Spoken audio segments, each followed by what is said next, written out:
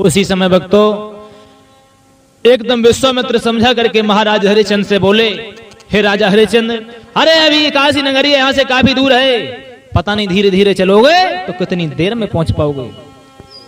साथियों उसी समय रानी तारा कहने लगी, हे विश्वामित्र ब्राह्मण, हमारे की बात सुन लीजिए।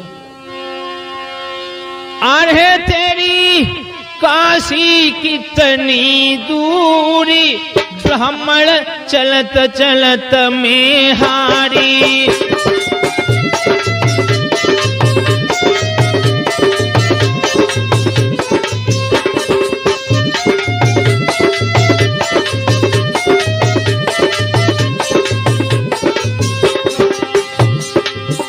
भक्तो तारा रानी बोली, हे ब्राह्मण देव, और है तेरी काशी कितनी दूरी, ब्राह्मण चलत चलत में हारी। हो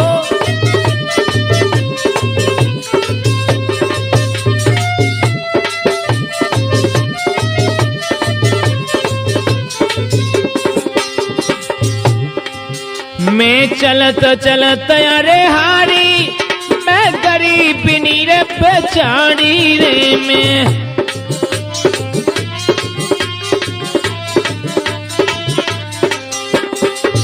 और हे चलत चलत मैं हारी, मैं गरीब नी बेचारी। और हे मैं बनी बैठी मजबूर, ब्राह्मण चलत चलत में हारी।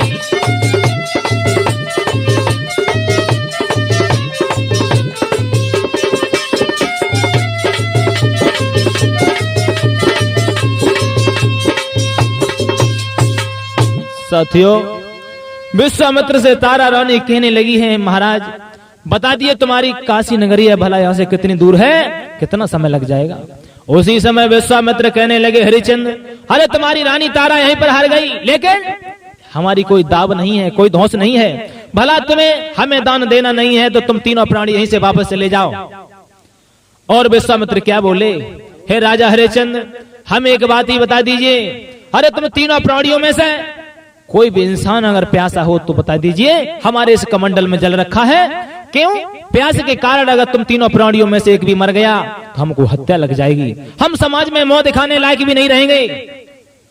उसी समय हरिश्चंद्र कहने लगे, हे महाराज, तुम्हारा दान हम नहीं चुका देंगे, तब तक पानी पीना तो बहुत थोड़ी बात रही, हम पानी को देख भी नहीं सकते। उसी समय विश्वामित्र कहने लगे, बेटा रोहित, अरे तुझे अगर प्यास लगी हो तो तू ही बता दे।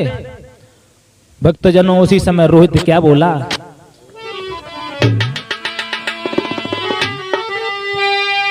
अरे रोहित बोला, ओ बाबा जी, और मालूम पड़ते तुम ज्ञानी है, पानी की हमें जरूरत क्या, हम खुद ही पानी पानी है।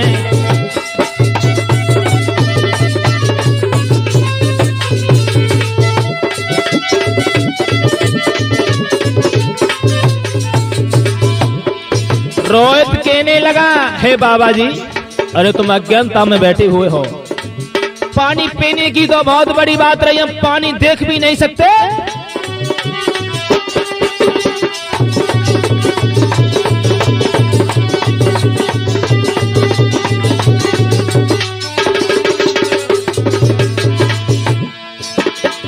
रोहित बोलायो बाबा जी, मालूम पड़ते तुम ज्ञानी है, पानी की हमें जरूरत क्या, हम खुद ही पानी पानी। हाँ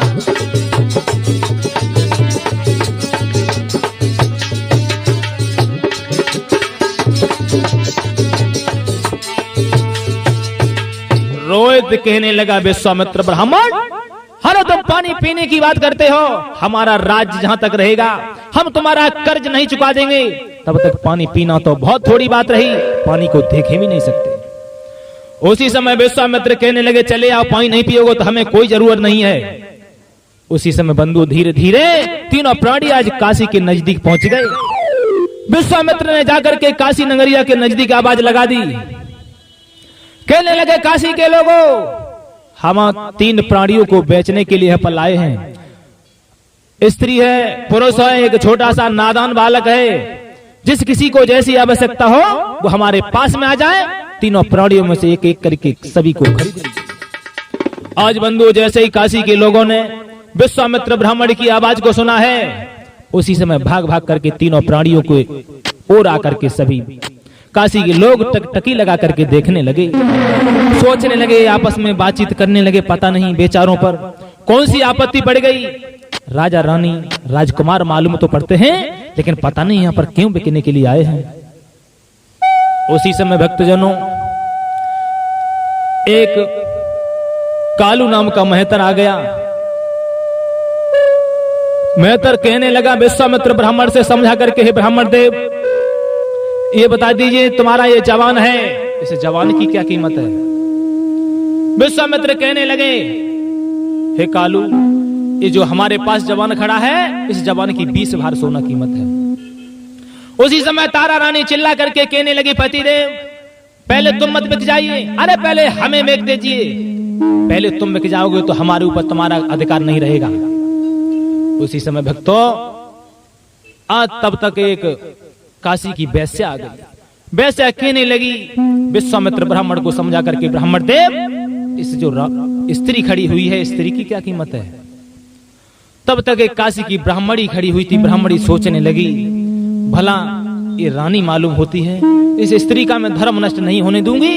ब्राह्मणी आगे बढ़ करके विश्वामित्र से सवाल करने लगी, कहने लगी, हे ब्राह्मण देव, तुम्हारी ये स्त्री है, तुम्हारे पास स्त्री है, इस स्त्री की क्या कीमत है।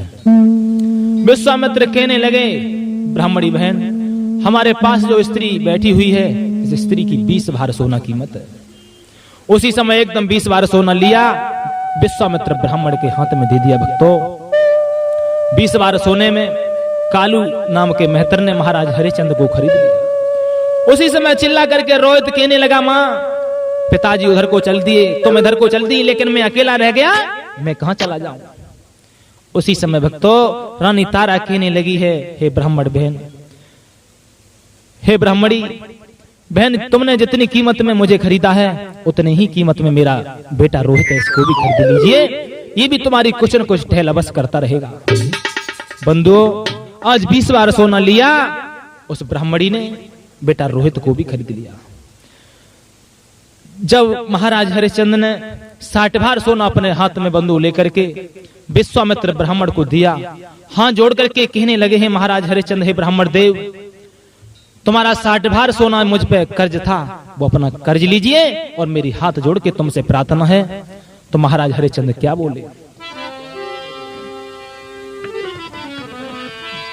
महाराज हरिश्चंद्र विश्वामित्र ब्राह्मण से बोले हैं, हे के स्वामी, एक विनती है नाथ हमारी,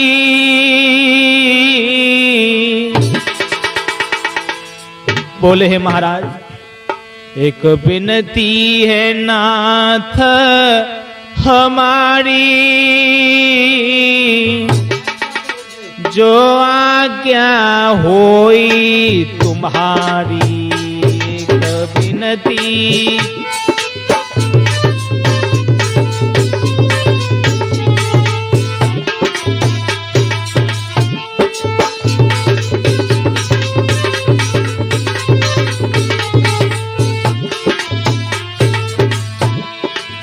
महाराज सतवादी राजा हरिश्चंद्र भक्त बोले हैं, एक विनती है नाथ हमारी,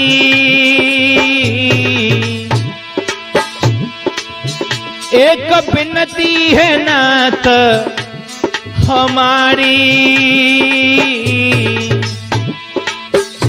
गरया क्या होई तुम्हारी, एक विनती।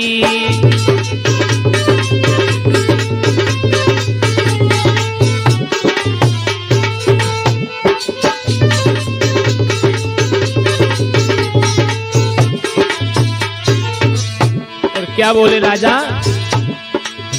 मेरे प्रजा के नर नारी, साथियों, मेरे प्रजा के नर नारी मति रखियो उन्हें दुखारी मेरे प्रजा।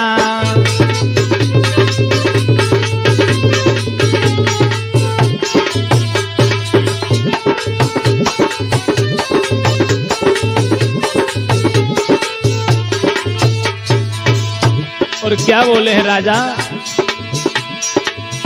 जो है जाए मेहरे तुम्हारी, जो है जाए मेहरे तुम्हारी,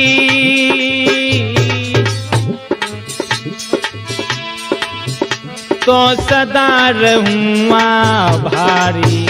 जो है जाए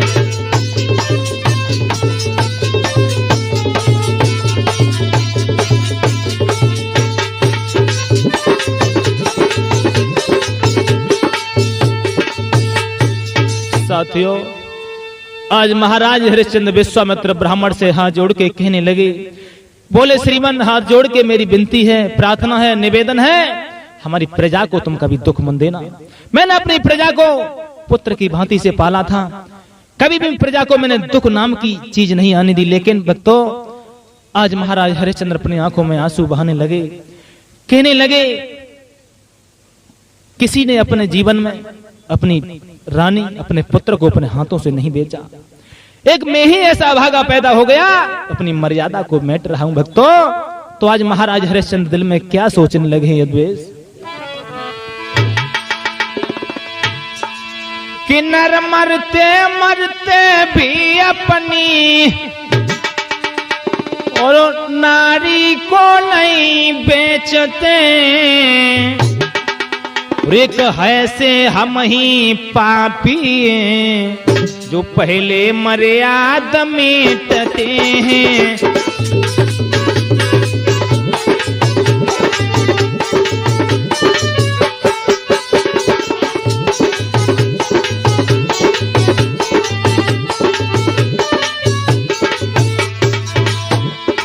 आज राजा हरिश्चंद्र दिल में सोचने लगे, विचार करने लगे, बंधुओं नर मरते मरते भी अपनी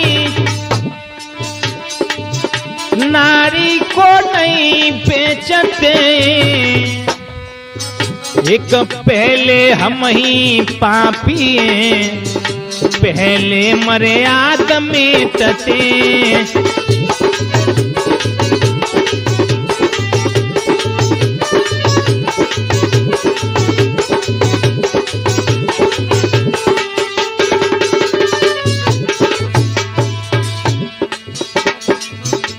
करम चै कछु करवाइले,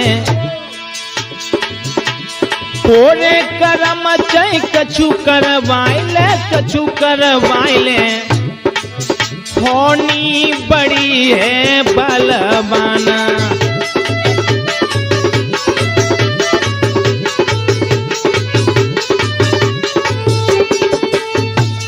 साथियों आज महाराज हरिश्चंद्र दिल में विचार करने लगे, हम अपनी रानी को बेच रहे हैं। ऐसा कौन अभागा होगा जो अपने हाथों से अपने पुत्र को, अपनी रानी को बेच देगा। भक्तों उसी समय रानी तारा महाराज हरिश्चंद्र से क्या बोली है, हे पति महाराज, आज के बाद हो सकता है जीवन में हम और आप कभी नहीं मिलेंगे। संध्या के समय पहले आरती का थाल उतारने के बाद, तुमको भोजन कराने के बाद तब स्वयं में भोजन करती थी, लेकिन आज कैसे भोजन करूंगी। उसी समय भक्तों हाथ जोड़ करके तारा रानी क्या बोली कि मोई भूल मती जाना, के मोई छोड़ मती जाना, और ये कैसा रिश्ता है कि दीवाना दीवाना।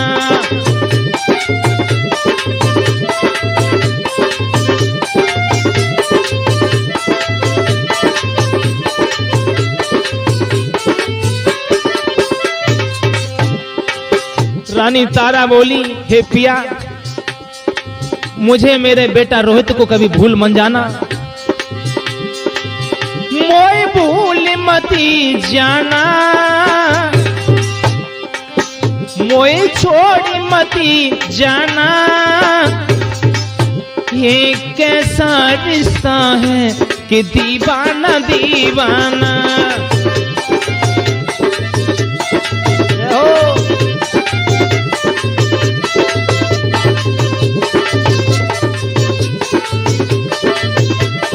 और क्या बोली?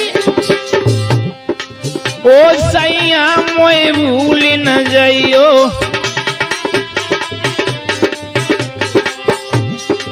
ओ राजा मोए भूल न जाइयो,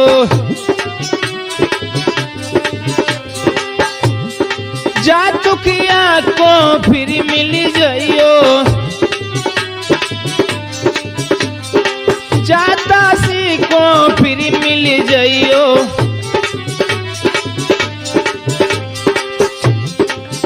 मती प्रेम तोड़ी जाना, मती नेह तोड़ी जाना, ये कैसा रिश्ता है कि दीवाना दीवाना।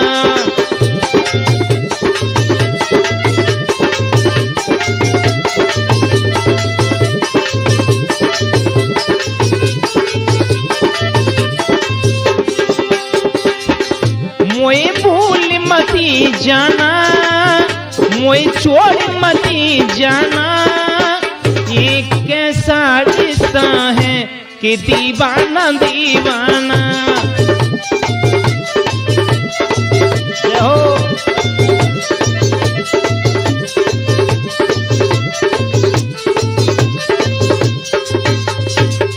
भक्तों, तारा रानी कहने लगी, पिया हमारे पुत्र को मुझे कभी भूल मन जाना, आज के बाद मुझे ये सेवा कहां करने के लिए मिलेगी। हरिश्चंद्र कहने लगे, रानी ये तो सब कर्मों की खेती है, सुख दे करके छीन लेना वो सब उस परमात्मा की लीला है, हम तुम इसमें कुछ नहीं कर सकते। बंधु कालू नाम के मेहतर के पीछे पीछे हरिश्चंद्र जाने लगे, ब्राह्मणी के पीछे पीछे रानी तारा बेटा रोहित जाने लगे। बंधु जब घर को पहुंच गए, कालू नाम का मेहतर कहने लगा, हरिश्चंद्र हम तुम्हारा नाम आज के बाद हरिश्चंद्र नहीं लेंगे। बोले क्यों? अरे हरिश्चंद्र तो अयोध्या का राजा था। अरे इंसान कहेगा अगर राजा यहाँ पर नौकरी कर रहा है, आज के बाद हम तुम्हारा नाम हरिया कहेंगे, हरिया नाम से तुम्हें टेरेंगे। भक्तों, आज ब्राह्मणी के घर पर रानी तारा बेटा रोहित पहुंच गए। भक्तजनों, आज जब हरिश्चंद्र को आदेश कर दिया कालू नाम के मेहतर ने कि हरिया तुम्हारा काम ये है, रोजाना तुम्हें घड़ा लेकर के कड़का नाम की जो नदी है, उस समय बंधु गंगा जी इस भूतल पर नहीं आई थी। हरिश्चंद्र से 14 पीढ़ी के बाद तब इस गंगा का आना हुआ था इस पृथ्वी पर। साथियों, कड़का नाम नदी में महाराज हरिश्चंद्र घड़ा को लेकर के रोजाना जल को भर के लाना ये हरिश्चंद्र का काम हो गया। उधर वो रानी तारा भी घड़ा को लेकर के उसी नदी पर जाने लगी। जब भक्तों महाराज हरिश्चंद्र भोजन करने के लिए जैसे बैठा करते थे, उसी समय भाई कपटी विश्वामित्र एक भिखारी का रूप धारण करके आ जाते हैं।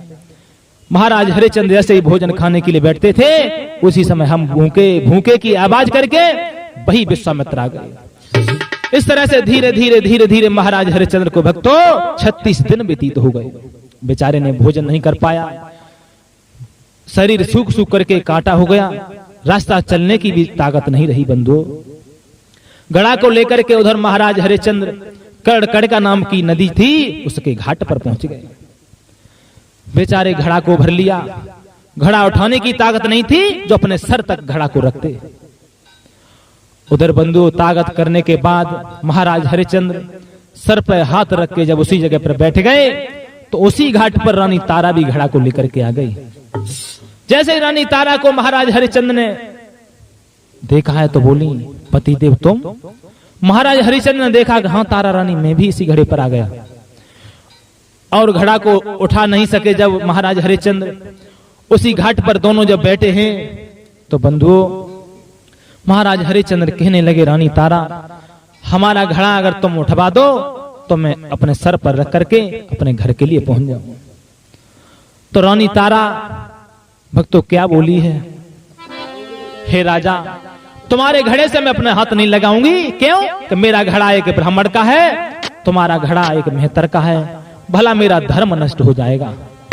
भक्तों, महाराज हरिश्चंद्र कहने लगे, रानी अरे तुम हमारी आज्ञा का पालन करती थी, हमें भोजन खिलाने के बाद तुम भोजन क्या करती थी? का तुम वही रानी तारा हो, आज हमारे कहने से इस घड़ा को भी नहीं उठवा रहे।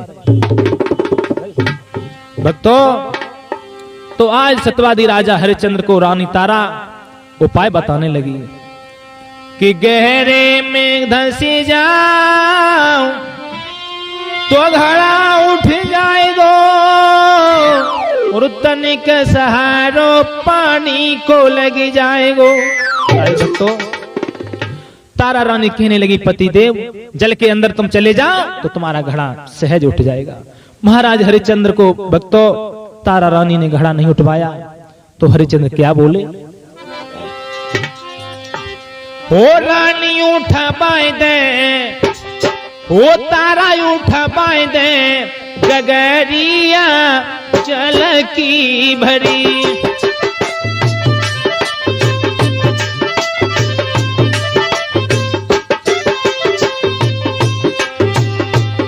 सत्यवादी राजा हरिश्चंद्र बोले, रानी उठा बाय दे, गगरिया जल की भरी।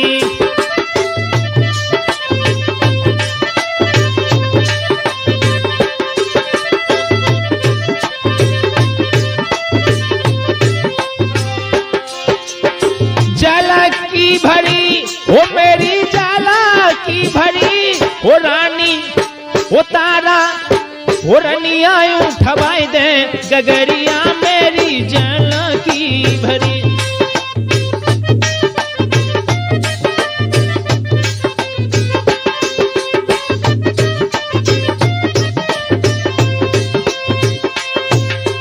साथियों, आज महाराज हरिश्चंद्र को रानी तारा ने उनके कहने से घड़ा नहीं उठवाया। महाराज हरिश्चंद्र ने जैसे ही घड़ा को उठाना चाहा बंधु, उसी समय सर से एकदम घड़ा छूट गया, फूट गया। रीते ही आज महाराज हरिश्चंद्र कालू मेहतर के सामने पहुंचे। कालू कहने लगा, भाई हरिया, अरे तुम घड़ा कहां छोड़ा है?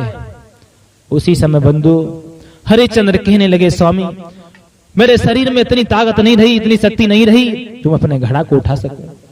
घड़ा मेरे शरीर से उठा नहीं, मेरे हाथों में इतना ताकत नहीं था, घड़ा सर से सर तक नहीं पहुंच पाया, तब तक छूट के गिर गया। आज भक्तों कालू नाम का मेहतर कहने लगा, जाइए हरिया, आज से तुम्हारा ये काम नहीं है, तुम्हारा काम है तुम जाइए लाठी लेकर के मरघट में जाओ, मरघट की रखवाली को करना ये तुम्हारा काम है। तो भक्तों आज महाराज हरिश्चंद्र लाठी को लेकर के मरघट में मरघटिये का काम करने लगे हैं। आज भक्तों उधर एकादशी का व्रत था। रानी तारा अपने बेटा रोहित से कहने लगी है, बेटा तुम एक काम करो, पूजन के लिए घर में पूजा के लिए फूल नहीं है, तुम बाग में चले जाओ और थोड़े से पुष्प लेकर के जरूर आना है तुम्हें। साथियों,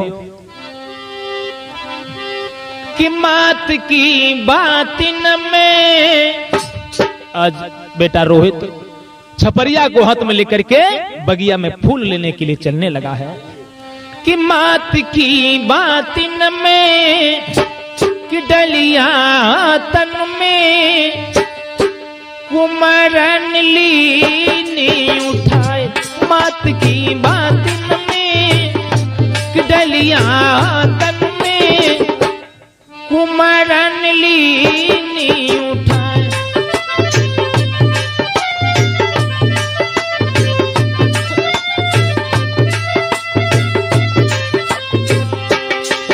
आज मैया तारा के कहने के अनुसार भक्त रोहित छपरिया को हाथ में लेकर के बाग में फूल लेने के लिए जाने लगा है।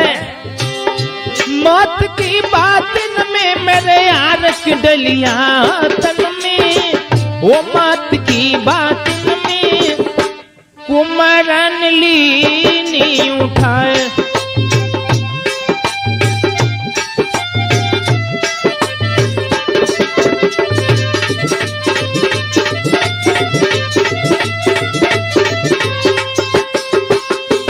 साथियों, आज बेटा रोहित मैया तारा के कहने के अनुसार छपरिया को हाथ में लेकर के पूजा के लिए फूल लेने के लिए बाग में पहुंचा है बंधुओं। जैसे ही बाग में पहुंचा भक्त रोहित, तो आज पुष्प में बही, फूल के अंदर बही कपटी विश्वामित्र एक सर्प का रूप धारण करके पुष्प के भीतर घुसा। जैसे ही फूल को तोड़ने के लिए बेटा रोहित ने भक्तों एकदम जैसे ही अपना हाथ चलाया, उसी समय एकदम कपटी विश्वामित्र नाग का रूप धर के जैसे ही खाया है, उसी समय भक्तों रोहित हाय मां की आवाज करके जमीन पर मूर्छा खा करके गिर गया। मुंह से झाग छूटने लगा है बंधुओं। एक रोस के किनारे पड़ा है बेटा रोहित। तब तक वही कपटी विश्वामित्र महात्मा का भेष बना करके काशी में आवाज लगाने लगे। कैसे आवाज लगाने लगे हैं यद्वेश?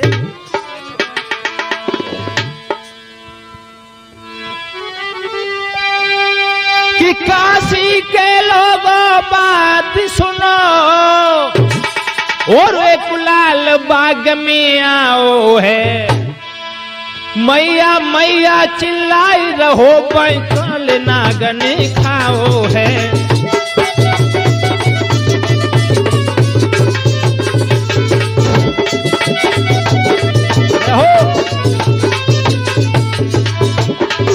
उसी समय एकदम विश्वामित्र गलियों में आवाज लगाने लगे।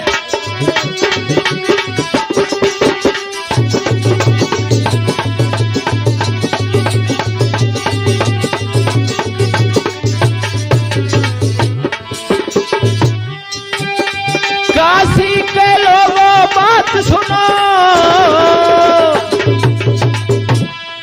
एक लालू बाग में आओ है, मैया मैया चिल्लाए रहो भाई कल नागन खाओ है।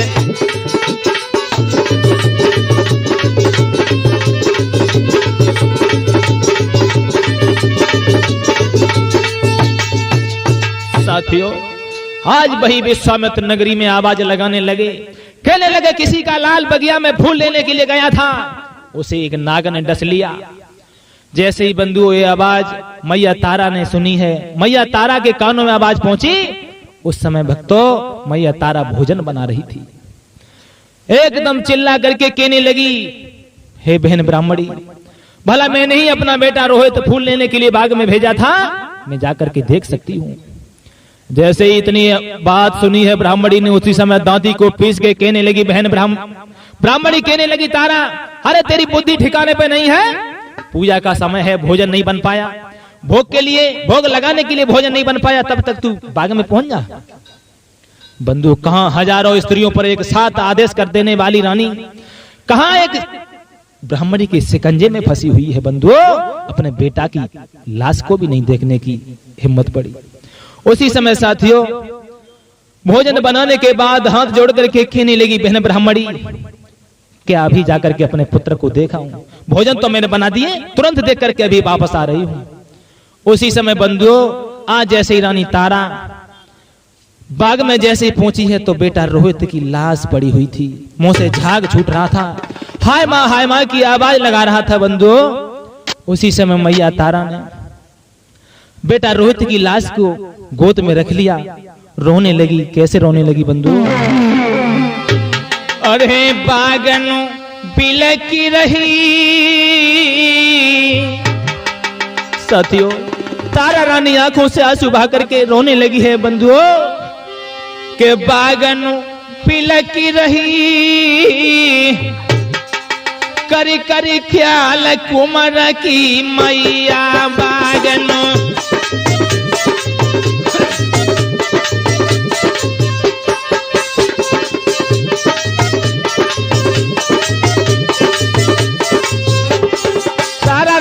रोने लगी है, प्रभु क्या करें, पुत्र से अपने साथ में जीवन बिता रही थी, परिवार बिछुड़ गया, धनधाम चला गया, राजपाट चला गया, पुत्र के सहारे से अपना जीवन बिता रही थी, वो भी मेरा बेटा छोड़ के मुझसे चला गया। और हे बागनु पिलकी रही, रामा पिलकी रही, करी करी ख्याल कुमार तेरी मैया बागनो।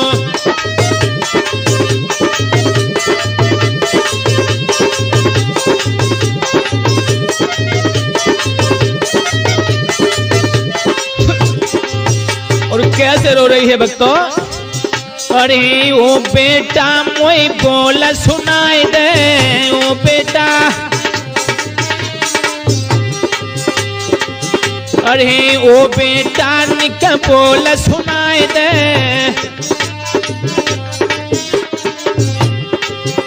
और हो जा मैया को धीर बनाए दे जा, अरे जा मैया को धीर बंधाए दे।